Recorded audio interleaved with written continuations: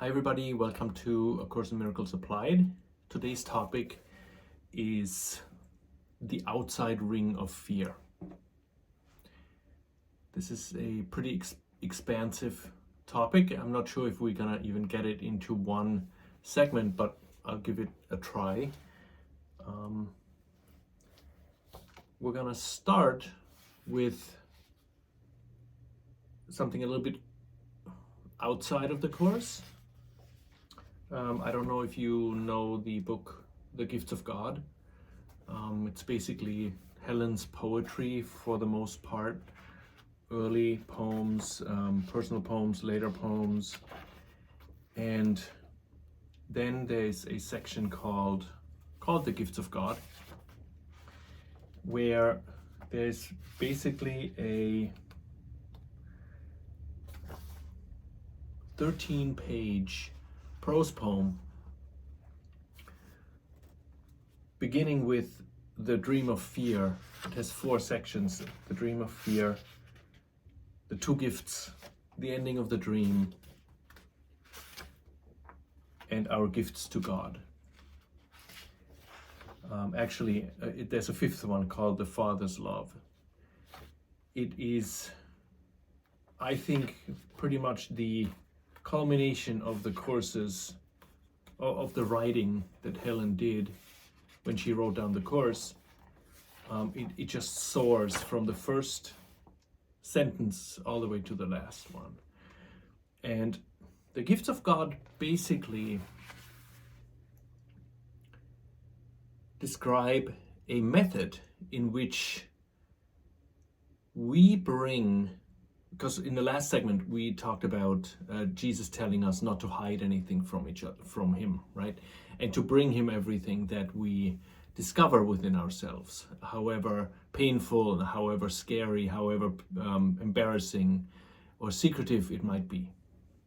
So the course also summarizes all the emotions that we have into 2 emotions. One is love that has been given us, and one is the one that we have made ourselves, which is fear. So Jesus tells us basically to bring the fear to him. And the fear comes in many, many forms, many, many thoughts and shapes. So Jesus tells us in the Gifts of God that he wants to give us a gift, which is the love of God. And that's just not an abstract thing, it is an actual thing that the presence of Jesus within us, or the presence of the Holy Spirit within us, holds out for us. It is there right now, at this very moment. The gifts of God, which is the love and the peace that we come from, that is our inheritance, is available to us. No strings attached, 100% always there, right? So he wants to give us this gift. The only thing he wants from us, the gift he wants from us, is our fear. And that's the 2 gifts, right? We bring him our fear in all its facets that we talked about in the last segment, right? And in return, he gives to us his love.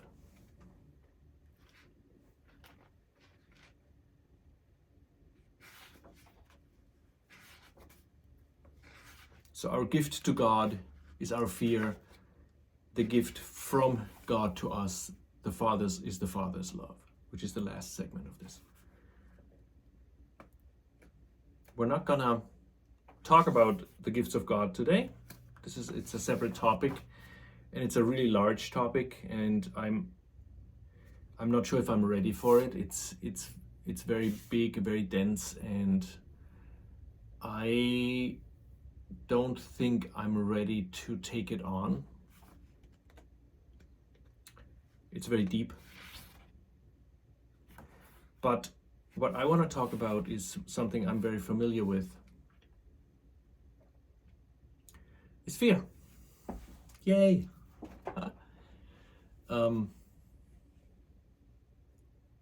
And the beginning of this segment, I want to take the first line from the Dream of Fear, which is the first section in the Gifts of God. And that first line is, fear is the one emotion of the world. Fear is the one emotion of the world.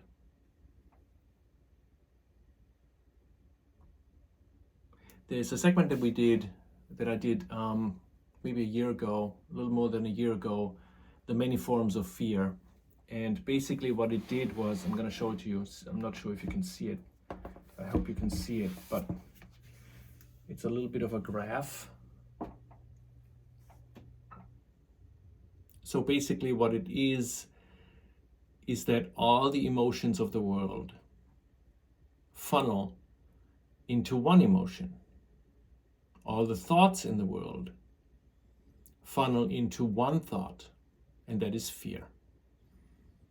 And fear is our defense against the love that is behind it.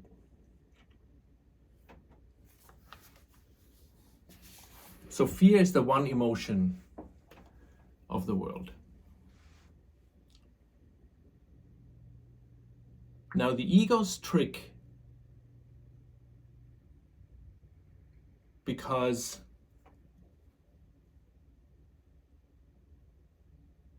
behind the fear is the place where we can make a decision against the ego, right? The fear is what is the defensive structure in front of that decision-making place. And the ego's purpose for us is never to reach that place. So it wants us to be in the fear, but first of all, not entirely, because if we are too afraid, we will question this whole thing much sooner, right? We will question our ego thought system. If we are in constant fear, eventually we will say, wait a minute, this can't be right. That's why the ego's premise is to minimize fear, but never to undo it, right? Minimizing fear, but not its undoing, is the ego's prime directive. I'm paraphrasing. Minimizing fear, but not its undoing.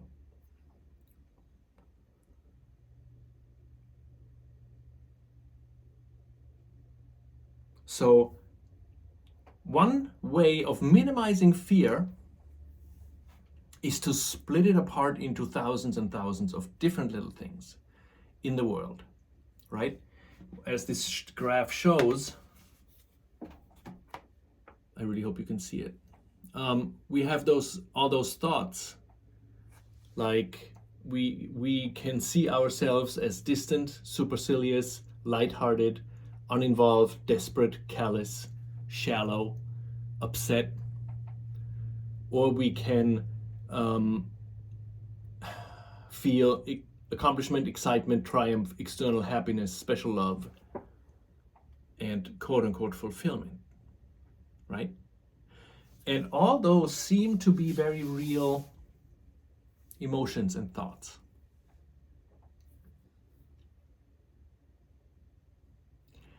But that's on purpose. If we were to recognize that each of those individual things that I just read about, lightheartedness, I feel uninvolved, desperate, callous, shallow, supercilious, distant, triumphant, fulfilled in a worldly way. If I were to recognize that all of those would be fear, I would change my mind fairly quickly. But with the ego, we have mastered this complete distraction that makes us believe we are afraid of 1,000 things, right?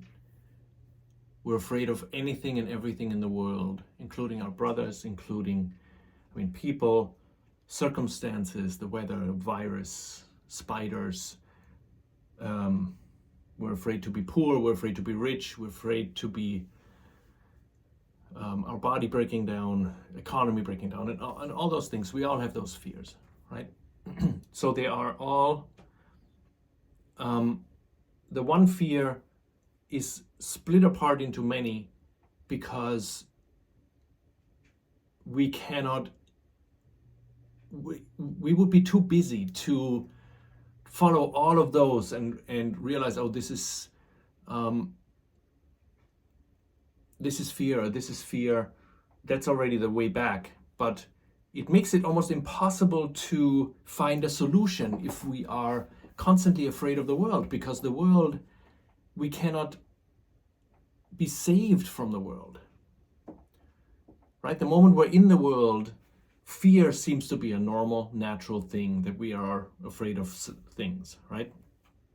So the ego's focus is on the outside, on the external, on the world. The Course says, Jesus tells us that fear is the one emotion of the world. Its forms are many, call them what you will, but it is one in content. So everything we experience in the world that is not love is fear. So that is a major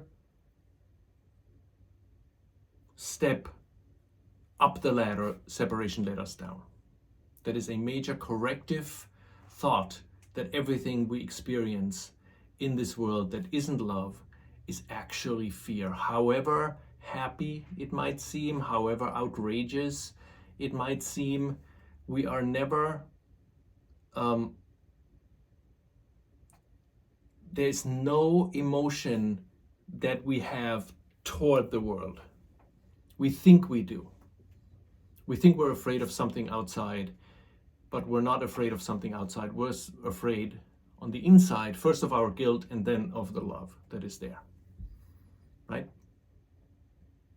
So all the emotions that all the fears we have is only one fear,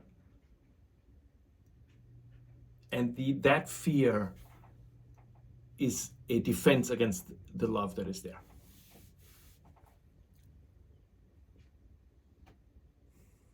So that's the first part, right?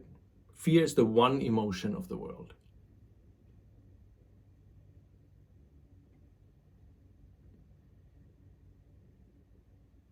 Then there is in chapter 18, section 9, called The Two Worlds, in the text, on page 394, paragraph 3, we'll start at sentence 7. So page 394, paragraph 3, section 7, sentence 7, it says, "Yet God can bring you there." And with there, Jesus means to peace, or to the real world in this case, right? "Yet God can bring you there if you are willing to follow the Holy Spirit through seeming terror, trusting Him not to abandon you and leave you there. For it is not His purpose to frighten you, but only yours," right? And here is what this segment is about. He says, "You are severely tempted to abandon Him at the outside ring of fear, but He would lead you safely through and far beyond." So I'm sure you have had this experience where you're practicing the Course, you're not doing that bad, right? You're doing okay. Something comes up,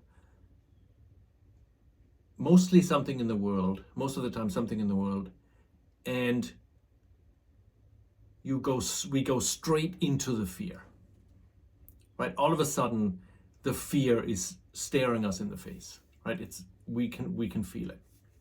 Can feel the fear. We experience it. And it almost feels as if fear is involuntary,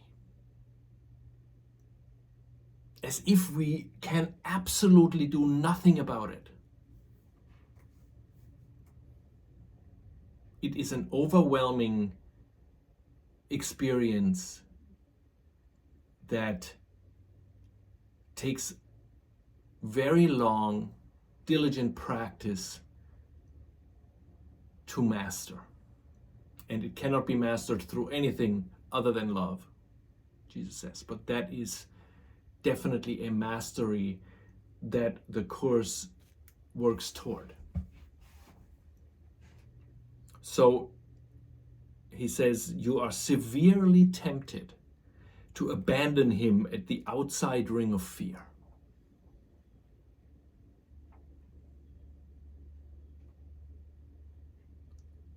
Something happens in the world, we get scared, and we completely forget about Jesus, right? Maybe we've done a workbook lesson, or we've read in the Course, and we're all good.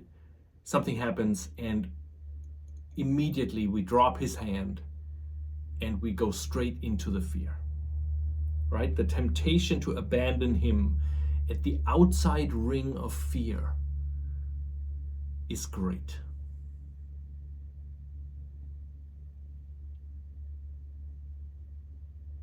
I've had that experience many, many times, and once I have read this sentence and thought about it, I could identify more and more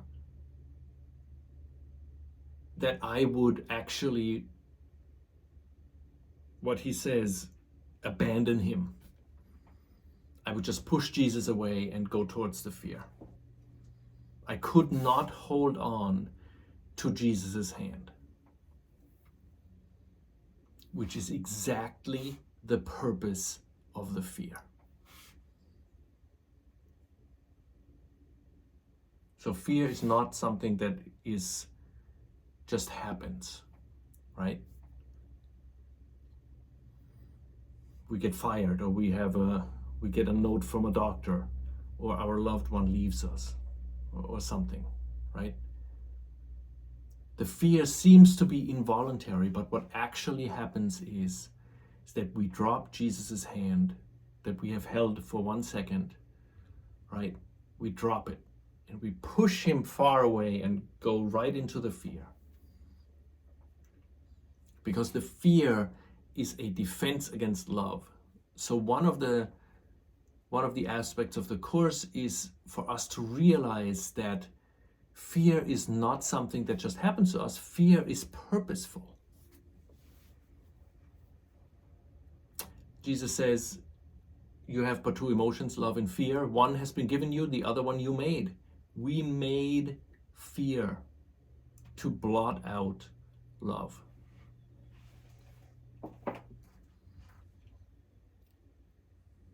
So not only is fear the one emotion of the world,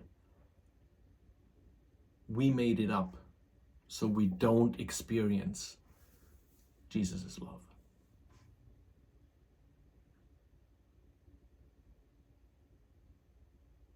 The circle of fear lies just below the level the body sees, and seems to be the whole foundation in which the world is based, on which the world is based. This is kind of poetic language, but it's almost, we can almost not grasp it intellectually, but we must grasp it on a different level.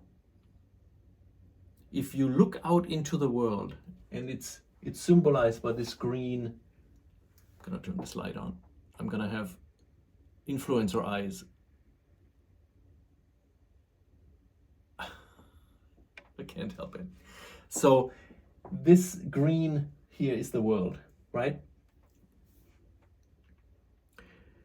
The circle of fear lies just below the level the body sees, and seems to be the whole foundation on which the world is based. I can feel what this means, but it is extremely hard for me to express it.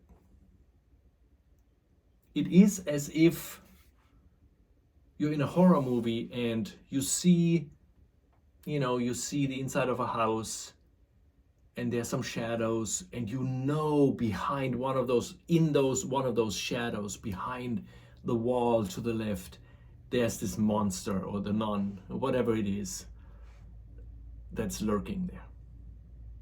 And that is the same with the world, right? The world is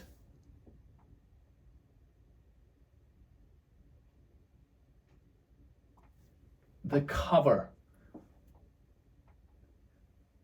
for that fear,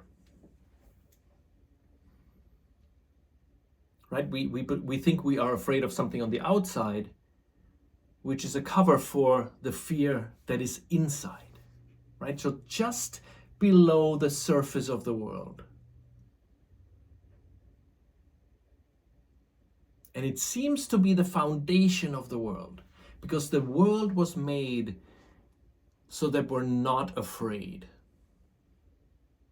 The ego tells us, you make the world, you flee into the world so God will not find you.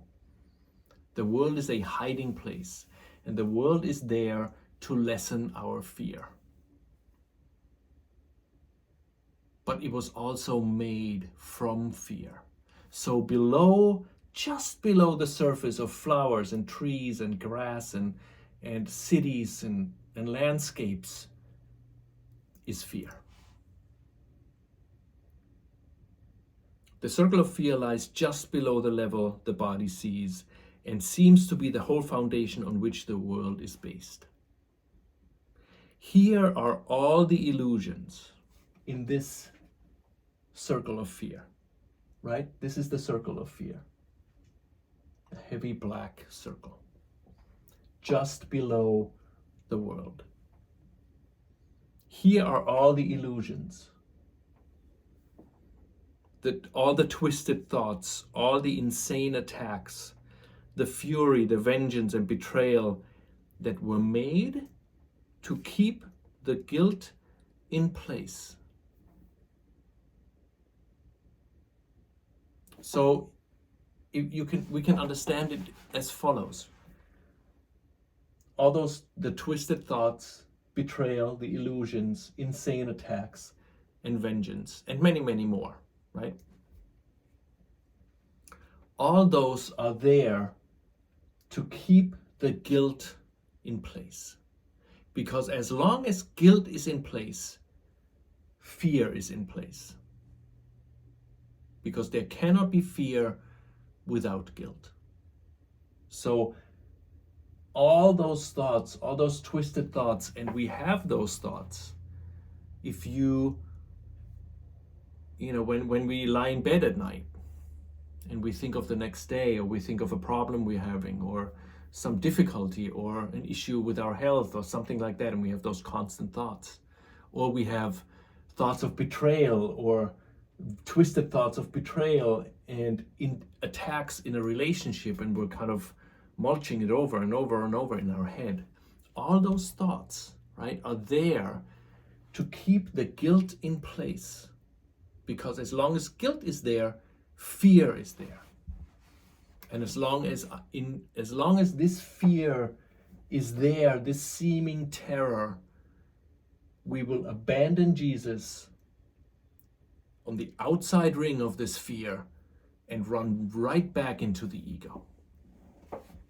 And that is the ego's purpose, never to approach that point in our mind where we can make a decision against it.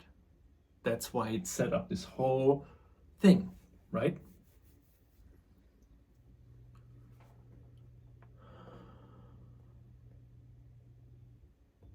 So here in this circle of fear are all the illusions, all the twisted thoughts we have, all the insane attacks we hold against our brothers, right? The fury, the vengeance, and the betrayal that were made to keep the guilt in place, right? This circles the guilt and keeps it there. It anchors the guilt. Attack anchors the guilt in our mind, right? Twisted thoughts anchor the guilt in our mind. Insane attacks, vengeance, betrayal, illusions, all the illusions that we talk about keep this guilt in place, so that the world could rise from it and keep it hidden. So the world rose from our guilt, projected outward. The stuff the world is made of is guilt. And then we put a tiny, thin veneer on top that is butterflies and beautiful flowers and lakes and mountain ranges, right? But take the first 3 inches off of everything and you see what's really there, right? There's this saying, beauty is skin deep. It's such a thin layer. When you take that layer off, the ugliness comes out. The world was made from our guilt to keep the guilt in place so that the world could rise from it, from this guilt, and keep the guilt hidden.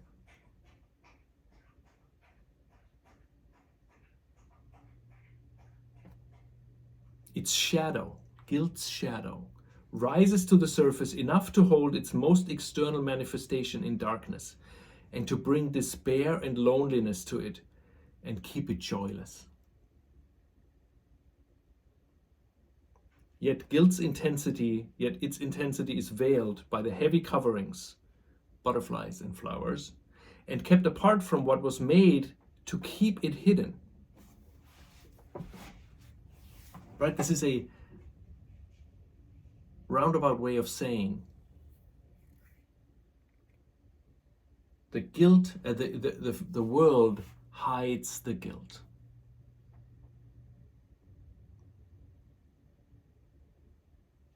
And the guilt keeps the fear in place. And when we're afraid, the ego can be sure we're not going to Jesus, because the fear is the defense against the love of Jesus.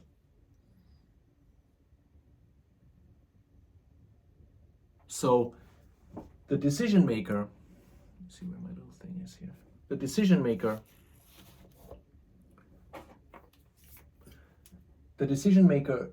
is identified with the world, right? This is where we are right now.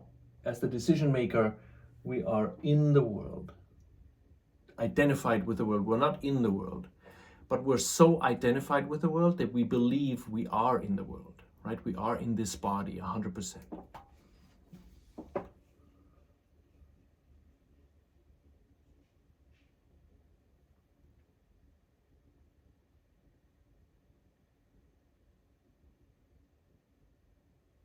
And then when Jesus' love comes into awareness, which it must because it's our home, right? It's not some abstract thing. It is not who we are, but it is what we are. Love is what we are. So the pull from the love of God to us is very real. It's there right now. It's a magnetic force of the utmost power. The only thing seemingly more powerful than our love to God and God's to us is fear.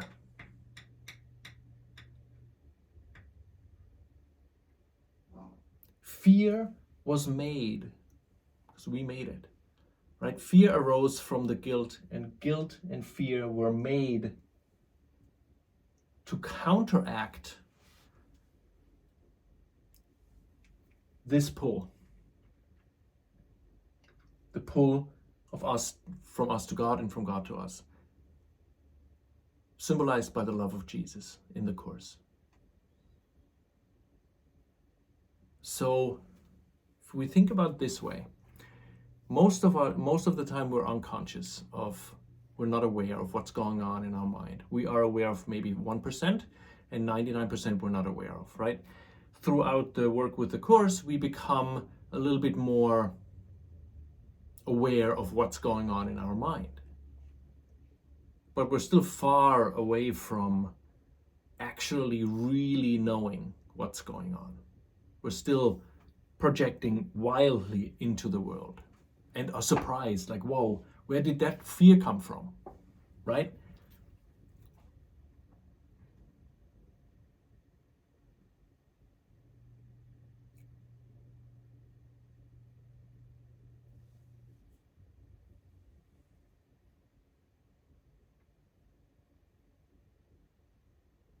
The fear comes only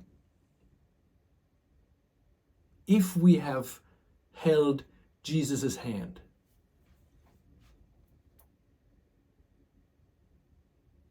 I think that's really important to realize, right? We wouldn't have to be afraid if we wouldn't need a defense against, if we wouldn't believe we need a defense against the love of Jesus. So, whenever we're afraid,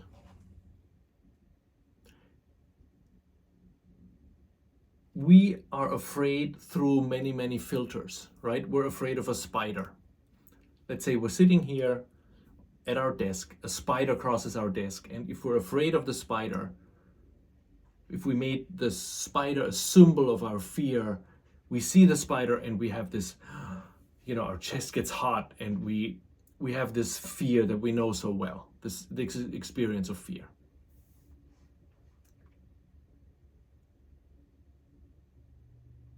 We're unaware of many, many things in this scenario, right?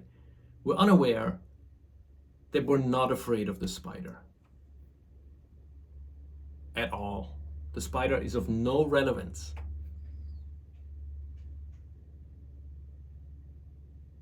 We're unaware that 2 seconds before we became afraid of the spider, we must have dropped Jesus' hand.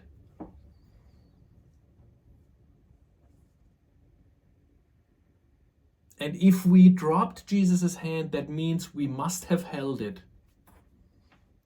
We must have held Jesus' hand, or the Holy Spirit's hand, or God's hand.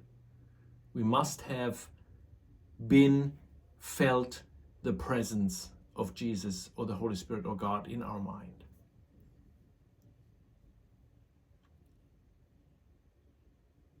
Otherwise, why would we need a defense against it?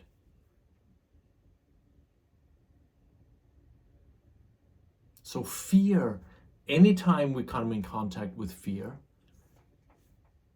it is only there because we must have been in touch with our right mind, with Jesus, with the Holy Spirit.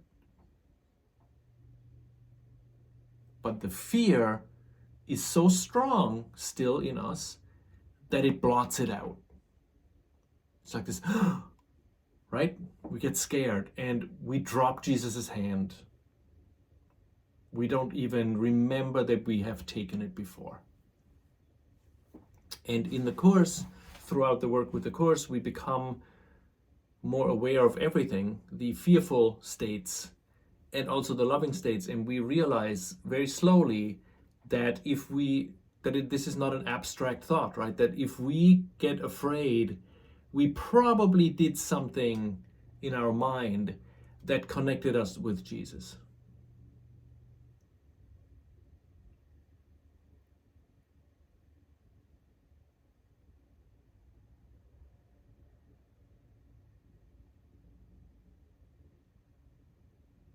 So here's the deal. In order to get here, in order to get to the love of God, we must go through the circle of fear. There is no other way, because the only thing that's keeping us from the love of God is fear. So in order for us to get there, we are in the world in a state of oblivion, right? We live our lives We go to the bus in the morning, we go get groceries, we do groceries, we watch TV, we go out for coffee, we go on vacation, we go bowling, right? Whatever we do it mostly in a state of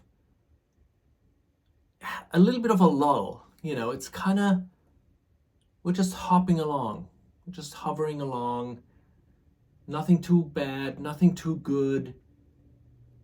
This kind of contentment that is ripe with, just underneath the surface is like all the fear, all the guilt and everything. We try to keep the guilt outside in people that we send away.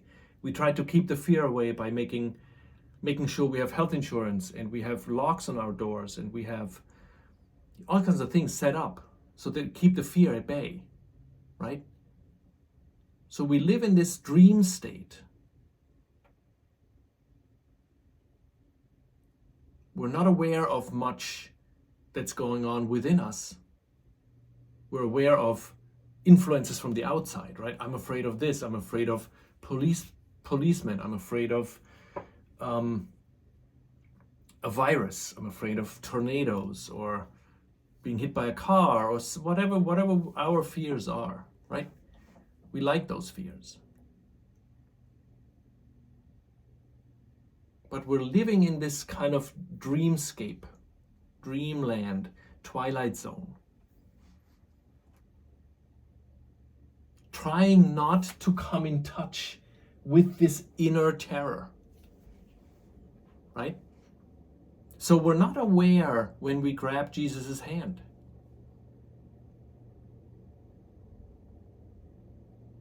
Before the course, right? During the course work, we become more and more aware of it. We get in touch with that. But in general, the plan is not to be aware of anything other than what's kind of in the world, what helps us to live this life, this external life. So we're not aware that we have held Jesus' hand and had a loving thought, and then we're not aware of us dropping the hand of Jesus and running straight back into the fear. And when we start our work with the Course, Jesus in the Course reverses that process, right? We're going from the outside to the inside, from the external inward, right? The obstacles to peace, for example, go from the external all the way inward to the closest inward obstacle, which is the fear of God, right? The fear of God. It's right there, that inner circle of fear. The outside ring of fear is that one that is just below the surface of the world. And then from there we go deeper and deeper, the fear of death, and then the fear of God is just before the love of God, right?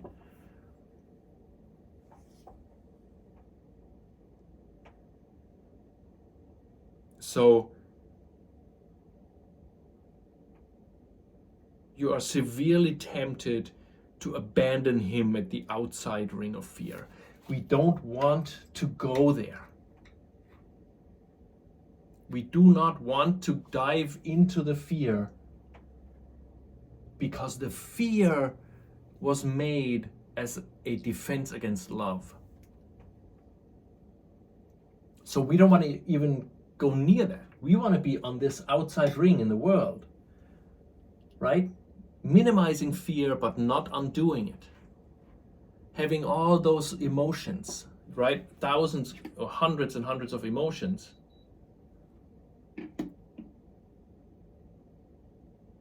So that we're kind of expanded outwardly, so much so that we never touch this circle of fear that is inside, that is right below the surface of the world, right below the surface of what the eyes see. That's the fear.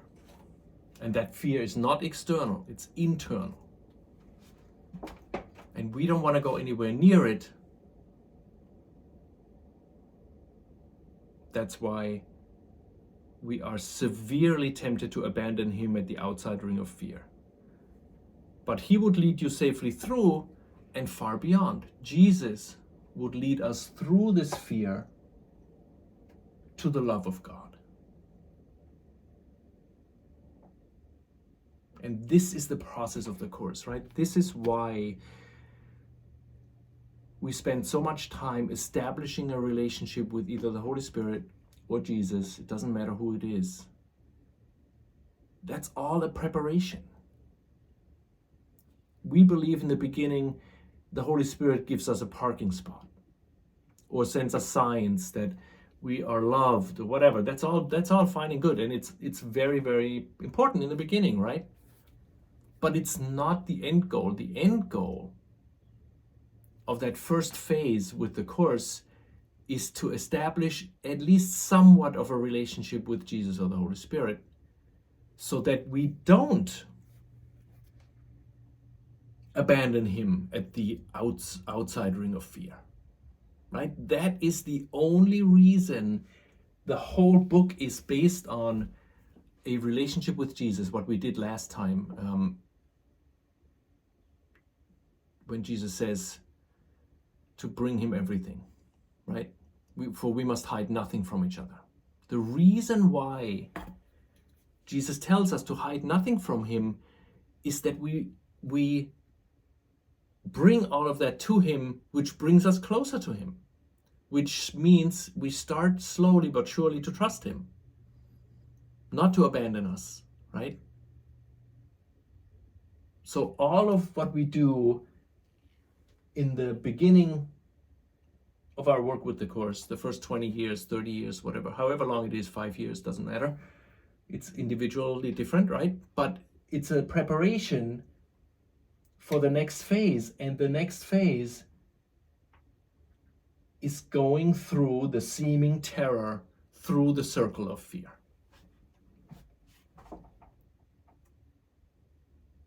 And he wants to lead us through it and beyond, but we're severely tempted to throw him away, because we don't want to go past the fear to the love of God. We're too afraid, right? And we know if we would follow him through the fear, we would get back to the love of God, and we're not ready for that yet. That's why we're throwing him away. We're saying, nope, I'm not doing it. And we get this intense fear that is very powerful, because if we are feeling that kind of fear, the one thing we're not feeling is love and God and peace. So that fear that we're feeling is a defense against the love that is there.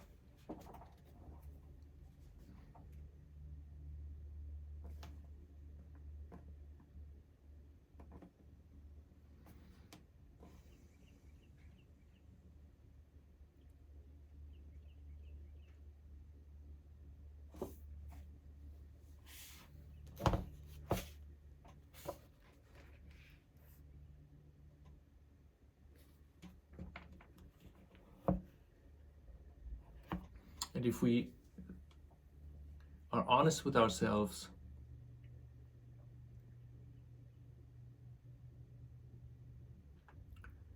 that fear, we ultimately come to the conclusion that that fear is a choice, right? We choose fear instead of taking the hand of Jesus.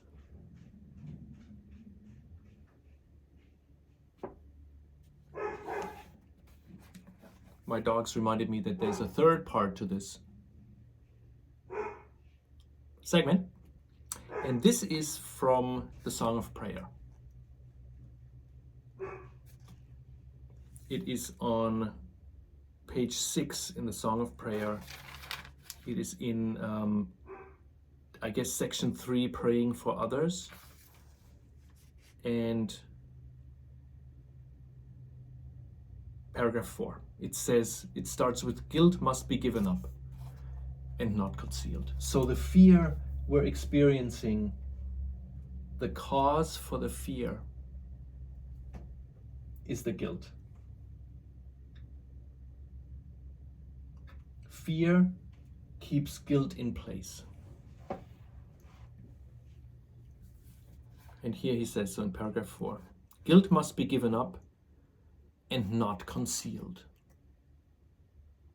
We're concealing guilt in somebody on the outside, in the world, right? We're projecting the guilt outward and we say, this person is responsible for how I feel. That's how we conceal guilt, right? We're not looking at it as if it would be our own. We are concealing it in somebody else or in our body. So guilt must be given up and not concealed, nor can this be done without some pain. And a glimpse of the merciful nature of this step may for some time be followed by a deep retreat into fear.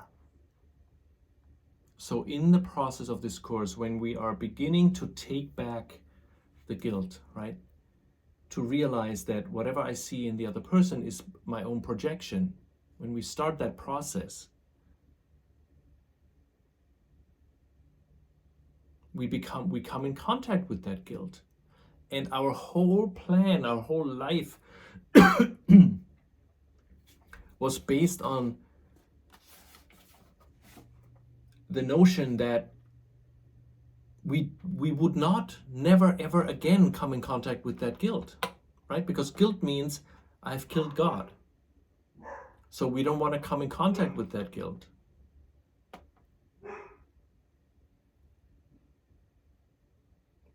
So this cannot be done without some pain, the giving up the guilt, and a glimpse of the merciful nature of this step may for some time be followed by a deep retreat into fear.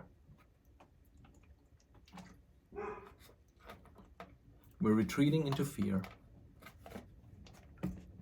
We're dropping Jesus' hand and we're retreating into fear. And that is a part of the process with the Course.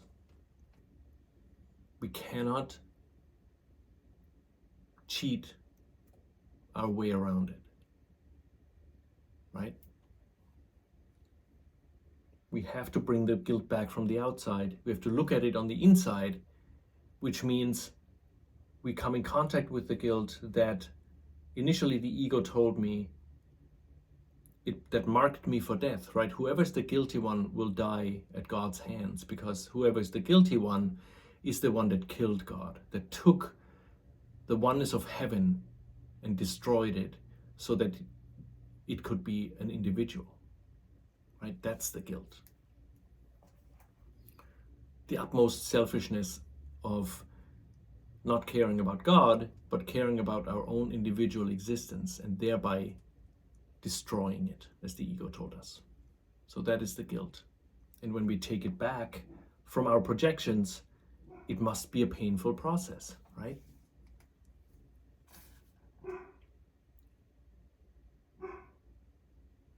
For fierce defenses are fearful in themselves, and when they are recognized, they bring their fear with them. So whenever we are more willing to look at the guilt that we have projected outward, it will bring the fear with it.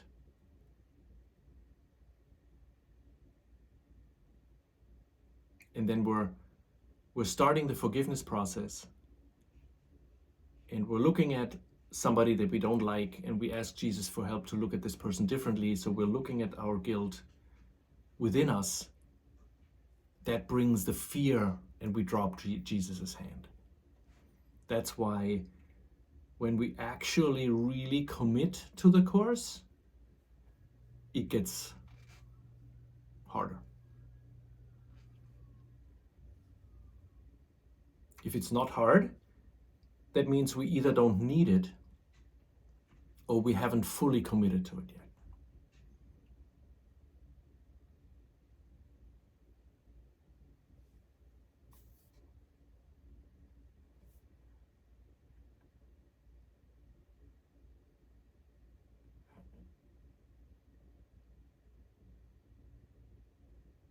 So guilt must be given up and not concealed. nor can this be done without some pain, and a glimpse of the merciful nature of this step may for some time be followed by a deep retreat into fear.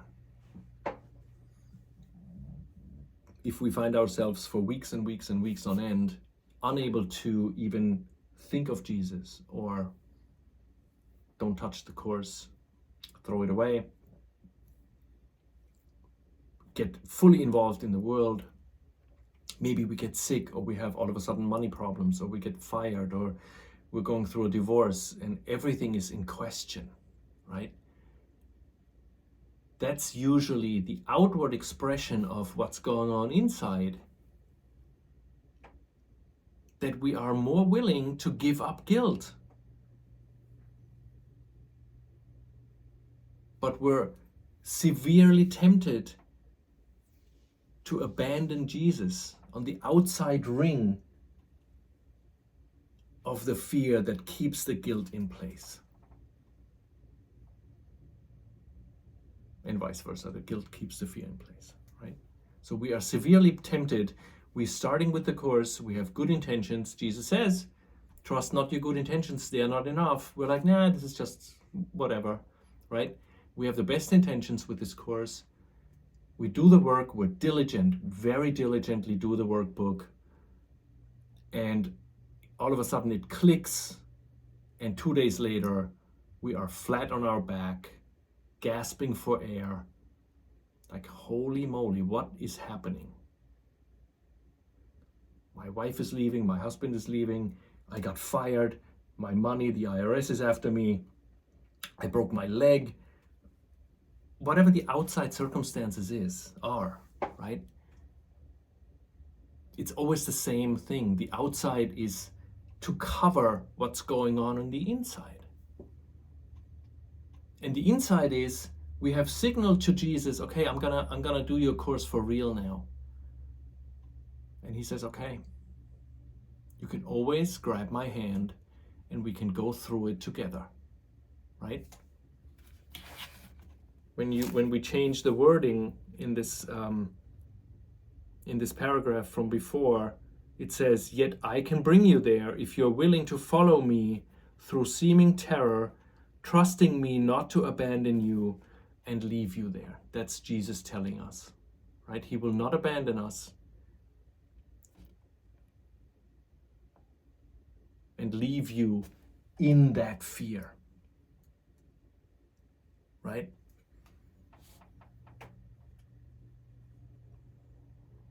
If you are willing to follow me through seeming terror, follow me through seeming terror from here, from the world where you are so identified with, to the love of God that is your home, but that you have completely split off from you with no current memory of what this means. All you know right now is this fear that you're covering over with the world.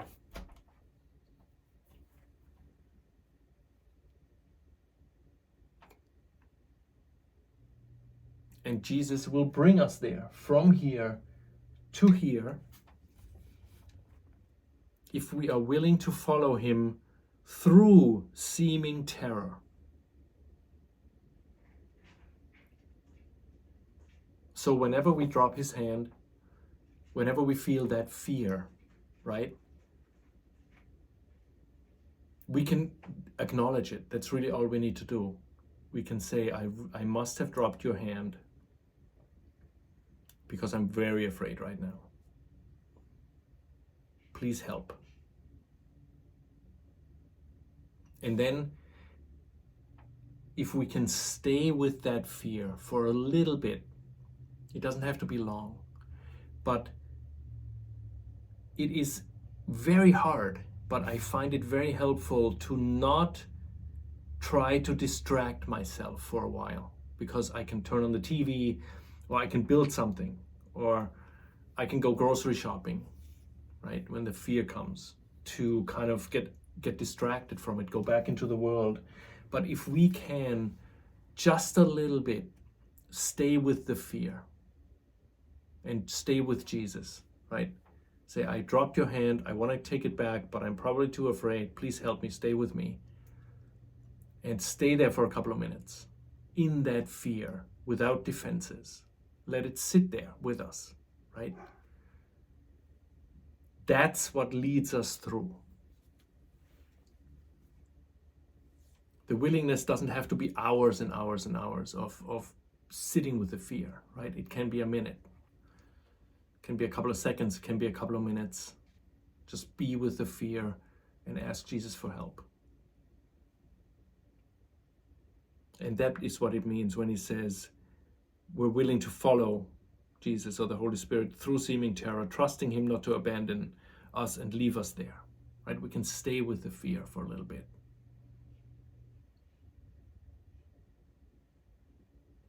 Because the ego does not want us to stay with the fear. The ego wants us to go back out into the world and feel triumphant, feel externally happy, feel even lighthearted or uninvolved or desperate or callous or shallow or distant or upset, right? All those characteristics. It does not want us to experience fear, because if we experience fear for longer periods of time, we will ask for help and we will get through it to the other side, which is the love of God, and then the ego is no longer existent. And that's what the ego's fear is.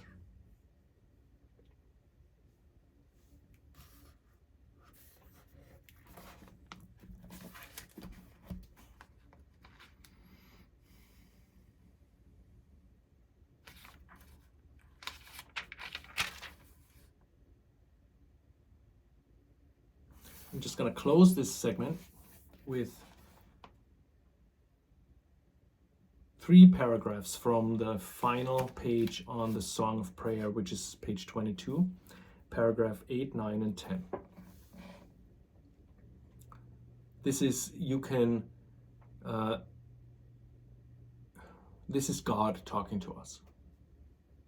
He says, God says, help me to wake my children from the dream of retribution and a little life beset with fear that ends so soon it might as well have never been. Let me instead remind you of eternity, in which your joy grows greater as your love extends along with mine beyond infinity, where time and distance have no meaning.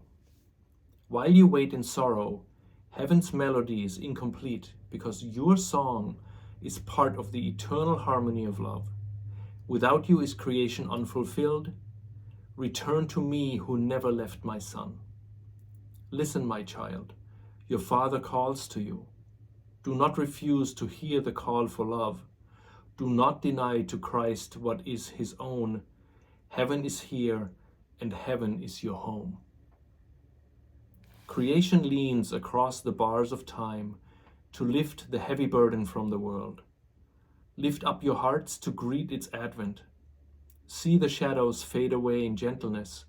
The thorns fall softly from the bleeding brow of him who is the Holy Son of God. How lovely are you, child of holiness! How like to me! How lovingly I hold you in my heart and in my arms! How dear is every gift to me that you have made, who healed my son and took him from the cross. Arise and let my thanks be given you, and with my gratitude will come the gift, first of forgiveness, then eternal peace. So now return your holy voice to me. The song of prayer is silent without you. The universe is waiting your release because it is its own. Be kind to it and to yourself, and then be kind to me. I ask but this, that you be comforted and live no more in terror and in pain. Do not abandon love. Remember this, whatever you may think about yourself, whatever you may think about the world, your Father needs you and will call to you until you come to him in peace at last.